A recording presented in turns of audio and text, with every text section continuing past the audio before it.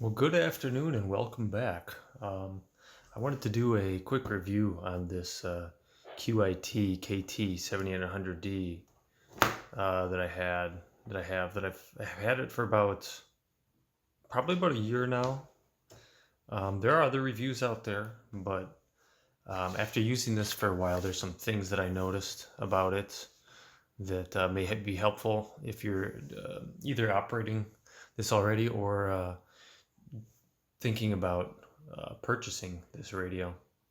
Some of the positive things to note are that it is a quad band, effectively really a tri-band radio. It'll do 2 meters, 1.25 meters, 220 otherwise known as, and also 70 centimeters. It'll do 350 to like 400 megahertz, but that's I don't even know what ITU region that's an acceptable band to transmit on. Here, I think it's like military aircraft, probably AM, not even FM, so it probably wouldn't even be useful to listen to anything around here in that band. Okay, let's turn it on.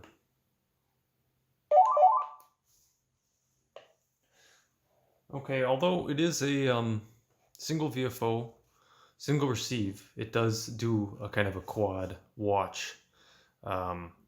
So what it does is it multiplexes in between. If you have 4 channels set up, you don't have to have 4 channels set up, and you also don't have to monitor 4 channels at once.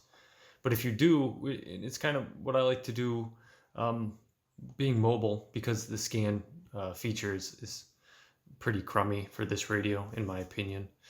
So I like to just monitor, not necessarily these repeaters, but four channels at once, and then if one goes active, it'll focus on that one. You can see the arrow here, and it'll just, you won't be able to hear any other channels until that one goes quiet.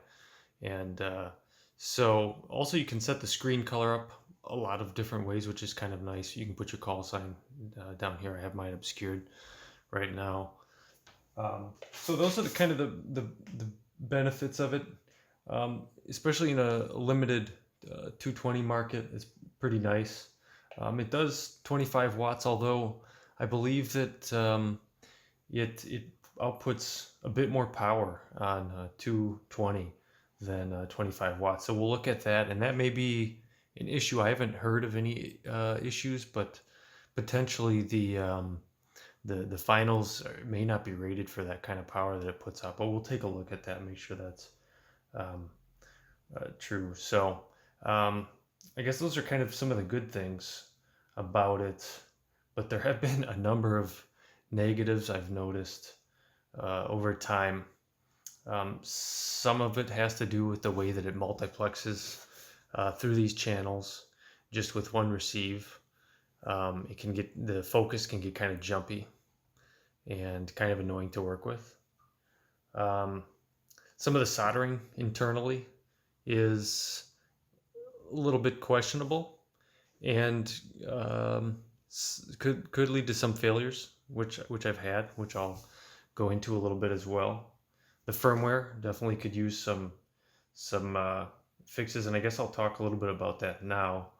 The way I like to use it with the monitoring of the 4 channels, let's see, let's just go into the menu here. Not that I'm going to do a menu review, but let's see, I think it's the first. Yeah. This is having to do with the 4 channels and the different ways you can configure to receive. So if you want to not monitor 4, you can just turn it off. Otherwise, there's all kinds of other options that are discussed in the manual. I'm not going to go into that. You can read the manual for all that kind of stuff. It does actually have an FM radio. I guess that's kind of nice too. But yeah, the problem with that is, let's say you're monitoring 4 channels and you want to talk on one. So this is where it gets complicated. You can't lock out a channel if you want to talk on it. So if the repeater or the repeater or whatever signal you're monitoring drops, all of a sudden this is sent back into multi-monitor mode. So you could be talking to someone, they could drop their signal. Let's say there's another channel with an active signal on it. It could jump to that.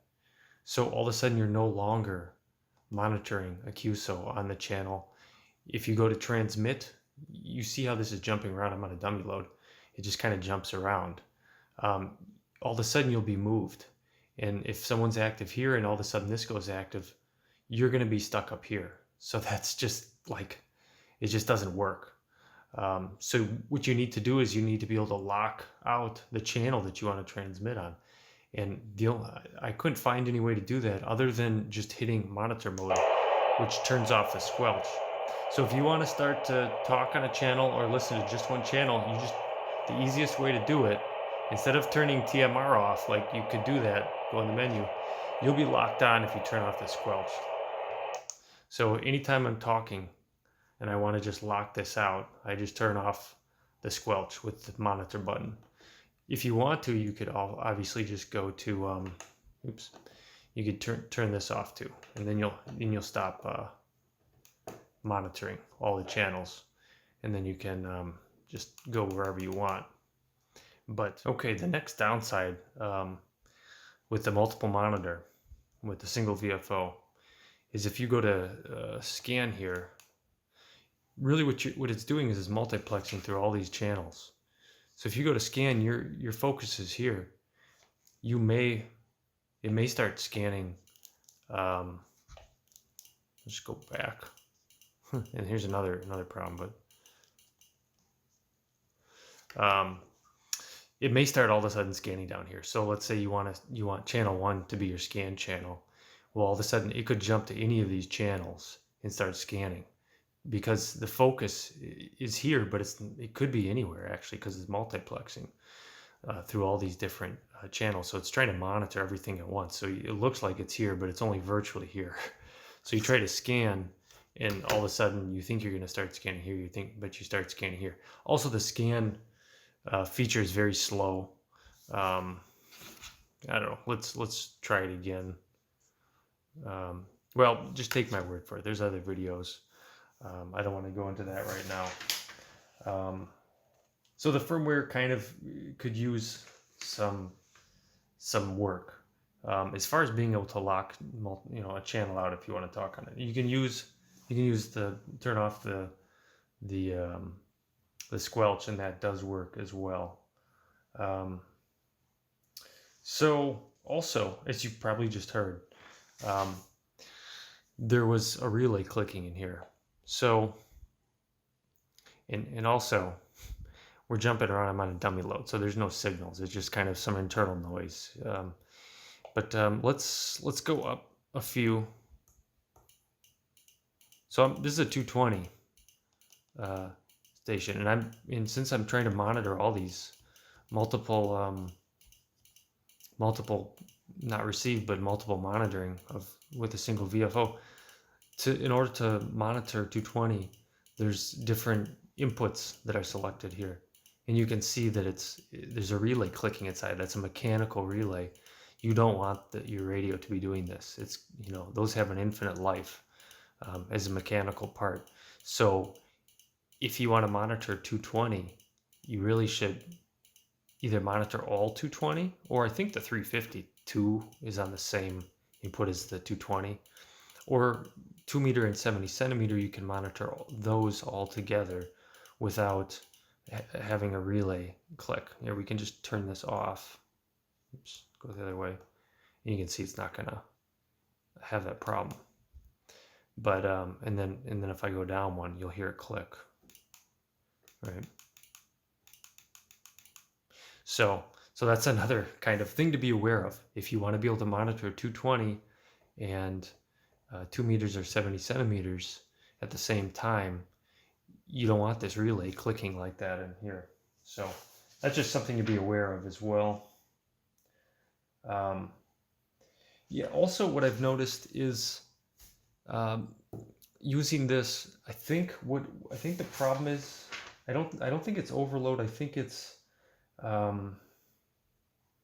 some other issue that causes some noise. I think it's intermodulation distortion, which is going on, and I'm getting another frequency appearing on in this case the calling frequency. In some areas I'll get a really loud digital signal appearing.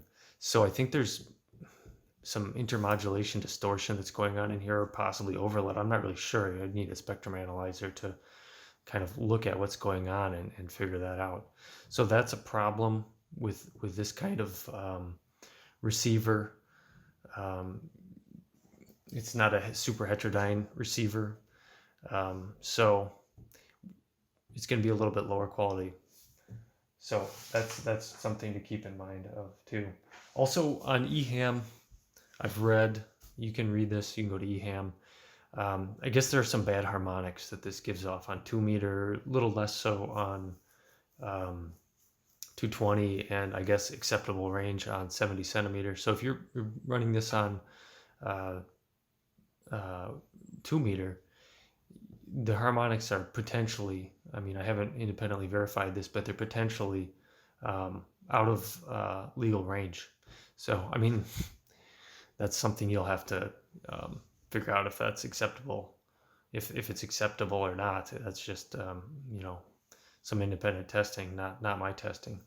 So next, let's look at power levels. I'm into a dummy load here, so we can look at high and low power. Okay, this should be a 220.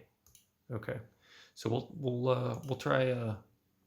Actually, let's just do it this way.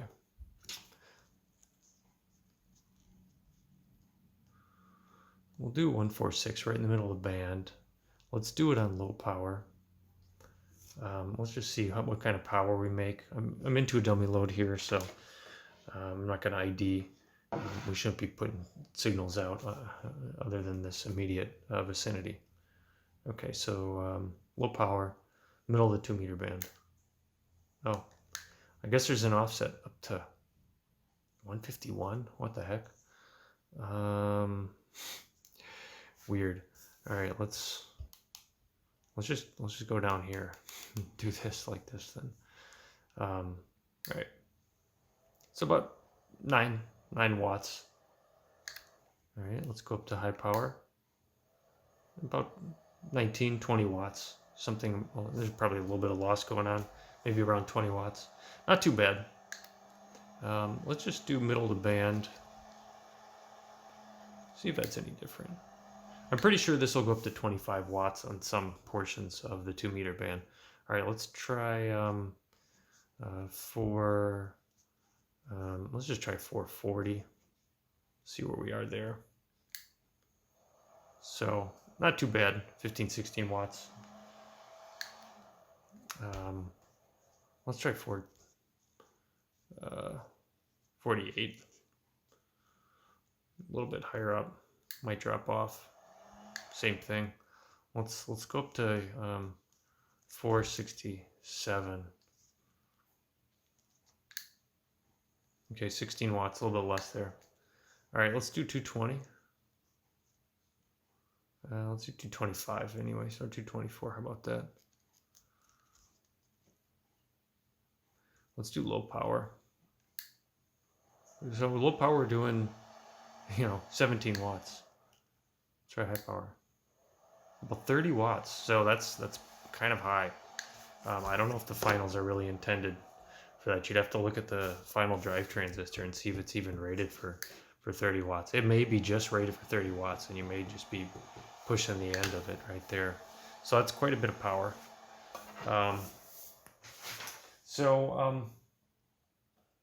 As a kind of a final, I have some, the audio dropped out completely for me in my mobile. This is my mobile radio. It actually fits very nicely in where the cigarette ashtray used to go. It perfectly fits in.